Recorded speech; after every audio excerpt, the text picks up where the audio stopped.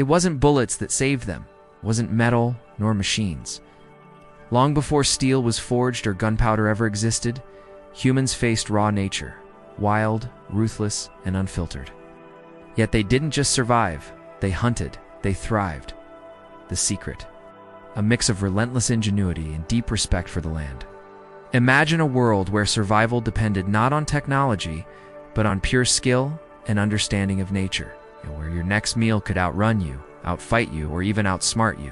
But still, they succeeded, tracking silently, moving with the shadows, turning wood, bone, and stone into deadly precision. But what did they do when they ran out of arrows? Well, let me tell you, they had tricks up their sleeves, ways to ensure their survival that would make anyone proud. When their arrow supply dwindled, they didn't panic. Instead, they fell back on their most valuable resource, their brains. Tracking an elusive animal across rugged terrain required keen observation and sharp memory. Hunters carefully followed tracks, noting patterns and landmarks. If one hunter spotted droppings, they knew exactly what the animal had been eating, where it slept, its daily routine, even its general health. All of this information helped them anticipate the animal's next move. If they lost their prey scent, they didn't despair. Instead, they climbed to a high vantage point and scanned the horizon using keen eyesight and basic optics. By triangulating the position of the sun and the shadows, they estimated time and thus knew when and where their prey would appear again. Even when wounded animals attempted to escape, they didn't lose hope. They utilized the landscape, maneuvering to block escape routes while ensuring their own safety. Their goal was to outsmart and outlast, not to win a battle at any cost. When cornered, their prey had only two options: exhaustion or capture. The hunters knew how to exploit either. Once the chase was over, they didn't just celebrate victory, they analyzed it. Each successful hunt provided valuable lessons about their prey, the environment, and themselves. This knowledge wasn't personal glory, it was communal treasure passed down through stories and songs, shaping each new generation into better hunters. In a world where resources were scarce and dangers were many, they valued every advantage, every bit of information. And that's why they created tools. Not just any tools, though. Tools that became legends. First, they started with the most essential tool, the spear. You might think it's simple, right? Just a stick with a sharp end. But don't be fooled. These were master craftsmen. They selected wood based on its strength and flexibility, combining different types for maximum performance. Oak for durability, ash for elasticity, yew for resilience. They combined these woods into sturdy spears that could pierce thick hides and withstand repeated impacts. But a spear is only as good as its tip. And these hunters didn't have metal to forge, so they turned to stone. Flint, chert, and obsidian became their metals. They chipped and ground these hard rocks into razor-sharp points, perfectly balanced and incredibly durable. The secret lay in the angle of each strike, the pressure applied, and above all, the patience to create the perfect edge. But their genius didn't stop there. They crafted traps so ingenious that they could capture animals twice a man's size. Pitfalls concealed with foliage, snares as invisible as spider webs, and deadfall traps powered by gravity itself. Each one was a testament to their understanding of physics, animal behavior, and the environment. These tools weren't just objects, they were extensions of their instincts. They used spears like they were limbs, throwing spears with the accuracy of a sniper, thrusting with the speed of a striking snake. They set traps like casting spells, each movement precise, each gesture purposeful. For them, a tool wasn't just a thing, it was an ally, a silent partner in the eternal dance between predator and prey. Their prowess wasn't born out of luck or brute force, it was cultivated through endless practice. Wouldn't believe the lengths they went to hone their skills. They practiced spear throwing for hours, perfecting their form until it was second nature. They stalked imaginary prey, learning to move silently, to hide their scent, to become one with the shadows. They studied animal behavior, observing their habits, their vulnerabilities, their routines. Nothing was overlooked, and the results, staggering.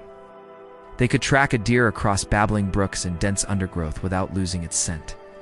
They could climb trees with the agility of apes, leaping effortlessly from branch to branch.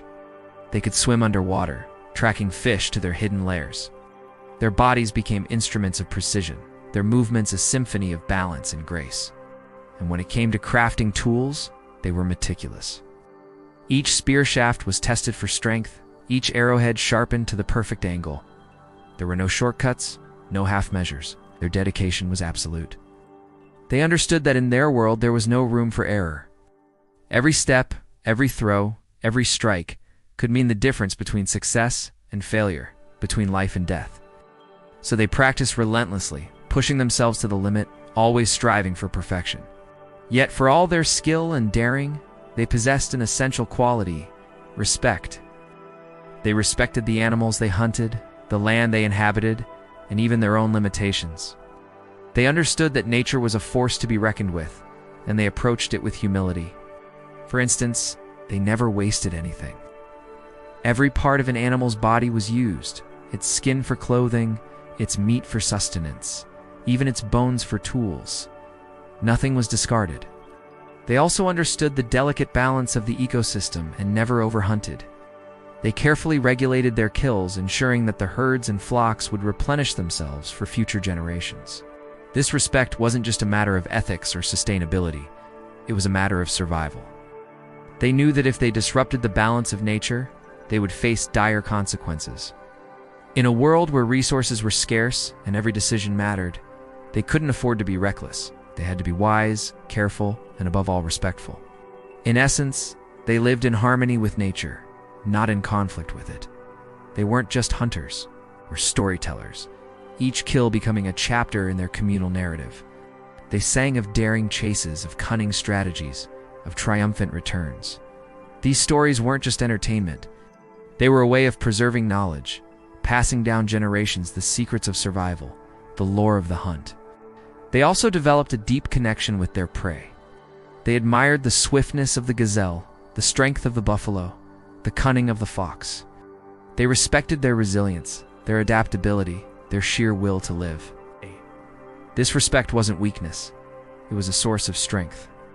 It pushed them to become better, to hone their skills, to match wits with their quarry. Their survival wasn't just about brute force or mindless efficiency. It was about skill, strategy, and sheer nerve.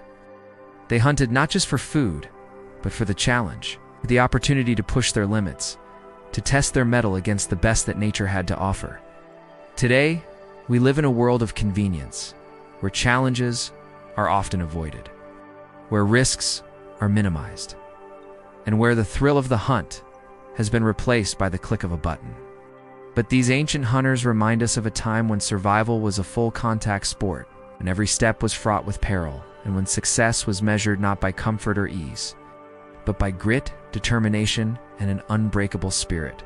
So if you ever feel the urge to give up, if you ever doubt your abilities, remember the ancient hunters who faced their fears head-on, who respected their prey and their environment, and who survived not just because they had to, but because they dared to embrace the full measure of life with all its challenges and triumphs. You're watching this channel? And today we've taken a journey back in time to discover how ancient hunters survived without guns or steel. Their story is a testament to human ingenuity, resilience, and respect for nature. But their skills didn't end with hunting. They were master storytellers too, passing down their knowledge and experiences through tales that have echoed through the ages.